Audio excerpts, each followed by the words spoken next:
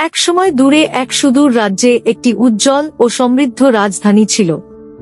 রাজা অমিত্রসেন ছিলেন একজন দয়ালু ও বুদ্ধিমান শাসক।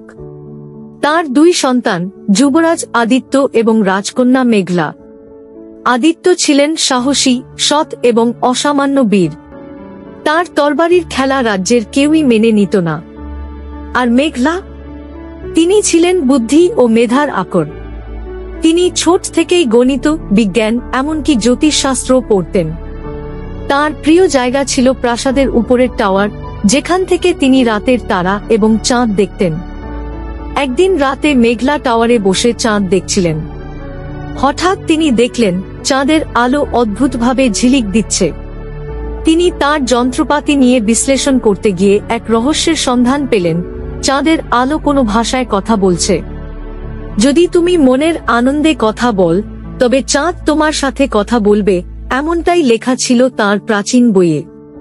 মেঘলা তার ভাই আদিত্যকে ডেকে বললেন, ভাইয়া, আমি চাঁদের সঙ্গে কথা বলতে পারবো।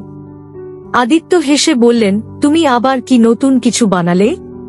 কিন্তু মেঘলা একটি আয়নার সাহায্যে চাঁদের আলোকে প্রতিফলিত করে একটি গান গাইলেন। তার মিষ্টি কণ্ঠে গাওয়া গান হাওয়ায় ভেসে চাঁদের দিকে চলে গেল। হঠাৎ আকাশে এক ঝলকা আলো, চাঁদ থেকে এক রূপালী রশ্মি নেমে এলো মেঘলার পায়ের কাছে।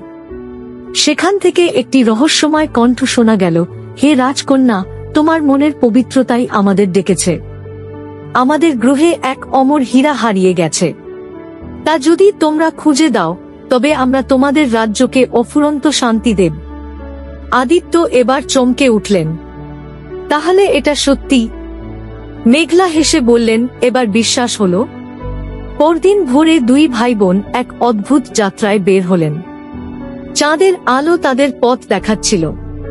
পাহাড়, জঙ্গল, এমনকি এক প্রাচীন ড্রাগনের গুহা পেরিয়ে তারা এক প্রাচীন মন্দিরে পৌঁছায়। মন্দিরের মধ্যে এক পাথরের লিপি ছিল, যেখানে লেখা ছিল, সত্যিকারের ভাই বোনের স্নেহের শক্তিতেই হীরা প্রকাশ পাবে। আদিত্য ও মেঘলা তাদের হাত মিলিয়ে দাঁড়ালেন। তাদের মনের স্নেহ ও ভালোবাসা মন্দিরের ভেতরে এক আলোকবর্তিকা সৃষ্টি করল।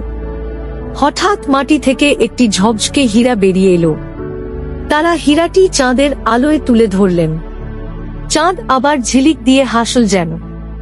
সেদিন থেকে তাদের রাজ্যে শান্তি ফিরে এলো। কোনো যুদ্ধ হলো না, কোনো দুঃখ ঢুকলো না। আদিত্য বললেন, আমার বোন ছাড়া আমি কিছুই পারতাম না।